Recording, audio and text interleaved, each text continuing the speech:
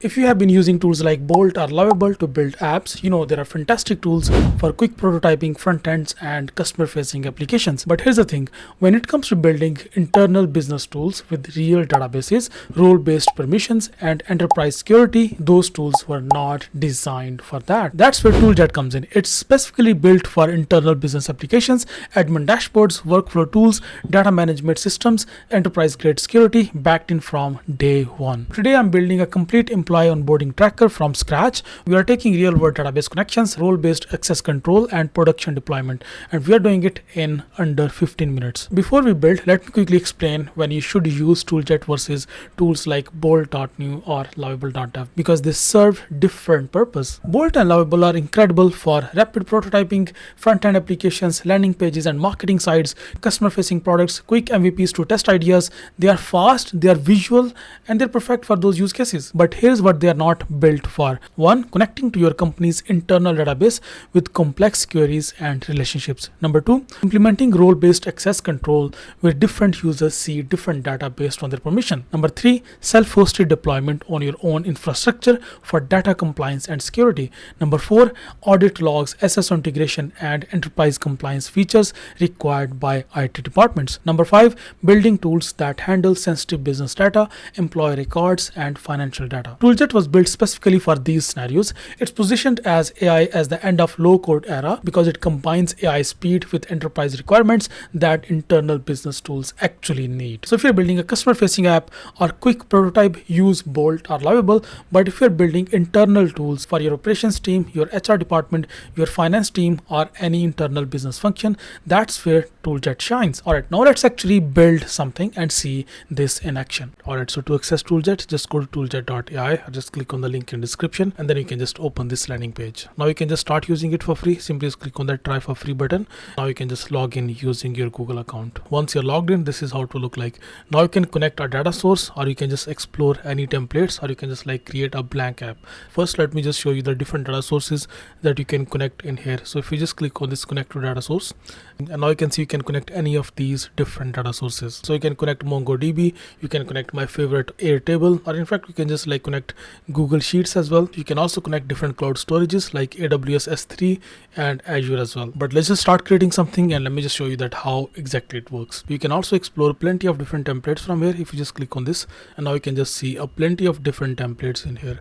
So this is an admin panel, then there is this advanced data visualization, AI powered code explainer, AI powered reimbursement tracker with OCR. So like different scenarios for all of these different templates. So we are not going to use any of those templates. In fact, we are going to build something from scratch. We are going to create a customer support ticketing system. So I'm just going to give this simple prompt, which is create a customer support ticketing system. That's it. And now you can see the way it works. It's kind of very similar to the way other vibe coding tools work, but actually this tool is completely different than any other vibe coding tools. So right now you can see it is creating these specs for this application. It is first understanding our business requirements, then identifying the target audience and needs, and then creating user stories and defining core features, then outlining application navigation and page hierarchy, and then establishing a visual style, and now generating a comprehensive specifications document. And now based on that document, then it will create a design layout, then it will like set up a database, and then it will generate an app. So you can see these are the different steps that it will follow. The first, it will like define specs, and after that it will design layout based on those specs, and then it will set up database for our application, and then it will generate a fully functional application. So right now you can see our specs document is ready, and now you can just like review it, and if everything is good, you can then simply click on this next button, which is design layout. So if you just click on this next button, now it will start generating the design layout based on those specifications. So as it is showing here, the design layout can take up to 10 to 12 minutes. So let's just wait for it to finish designing the layout. Okay, so in just few minutes our layout is ready, and now you can see this is how it is looking like. I can just make it full screen to get a better idea. If I just click on that full screen button, now it will show that layout as a full screen. So yeah, now it is showing like as a proper full screen. And now if I just click on this tickets tab, and we can see all of these tickets, it is showing here all sport tickets and escalated, and then there are these high priority tickets as well. There is this option to export data as well. So if I just click on that, so it can just like export all of this data. You can build custom reports as well based on all of these different filters. So yeah, it looks very professional and very high quality overall. It is not just like another AI generated dashboard. This is like a proper layout for a like enterprise level software. Now after reviewing this layout, we can just continue building. If I just click on this button now, and next step is now to connect database. So you can see currently we are at this step, which is design layout. The next step is set up database. So if I just click on this button, connect database, and now it is giving us two options. The first one is MongoDB and the second one is Postgres. So if you don't know about MongoDB is a platform to build database for your applications. So you can either choose MongoDB or you can just like choose PostgreSQL. You can see this notification in here. AI only supports the following data sources at the moment, more coming soon. So all these data sources, that includes supabase and that includes Google Sheet, all of these different data sources will be integrated in future, but for now we can only use either PostgreSQL or MongoDB. So let's just click on this PostgreSQL. If I just click on select and then click on next, so now it will build our database based on our selected data source. So I can simply just click on next now, and then it will set up everything for us. You can see it is now setting up database for our application right now.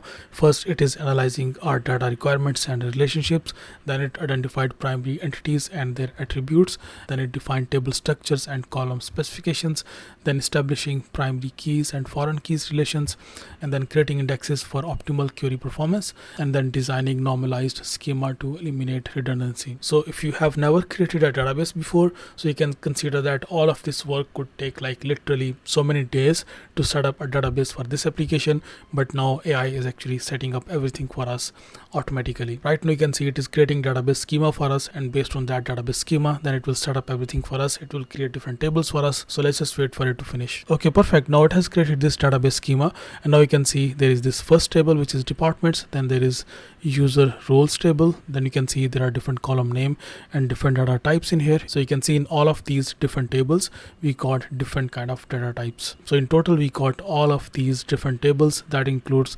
departments, user roles, users. So these are total 11 tables that it has created in here. So these are not just like random tables and like random columns and like random entries. These are actually based on the design layout that it generated. So based on our application specification, it created these tables. So once you're satisfied with everything, then you can simply just click on this generate app button. Let me just click on that, and now it will generate our app. It will be now a fully functional app with a fully functional database and a proper design layout. So it's going to take a few minutes, so let's just wait for it to finish. Okay, so perfect. Now in just a few minutes we have got our application fully ready. We can now just test it. If I just click on this preview button, so it will just preview our application, and that's great. Our application is now in preview mode. If I just click on this create new ticket, so now I can just explore all of these different modules from here, the ticket section, and then customer section, the reports section, and settings section. Perfect. So now this is a fully functional application with a fully functional database. This is not just like a front end. This has a fully functional database, a fully functional backend. Now if you just want to customize any of these sections from here, you can simply just click on any of these components, and once you click on that, after that you can simply just click on this button which is mentioned in chat. If you just click on this, and then you can just ask it to customize this particular component. You can in fact add more components from here. Let's suppose if you want to add like maybe this date and time picker in this section. Let's just add it somewhere here. So this is date and time picker. If you just want like add any of these components from here, so you can just drag and drop any of these components from here, something like tables, charts, forms, model, container, tabs, list view, text input, email input, any sort of component that you want to add. Instead of mentioning it in your chat, you can just like directly drag and drop from here. When you're done with development, now you can simply just release this application. To do that, you can simply just click on this release button on this top right, and after that you can simply just click on this yes, and after that it will just release your application. Now your app is available publicly. You can just like copy this URL from here, and then you can just like share it with anyone. You can just share it with your teammates, and then they can access this application publicly. So this is how you can build enterprise level apps using your own data sources using ToolJet. If you have any further questions about ToolJet, just leave your comments in comment section, and I'll see you next video. Bye bye.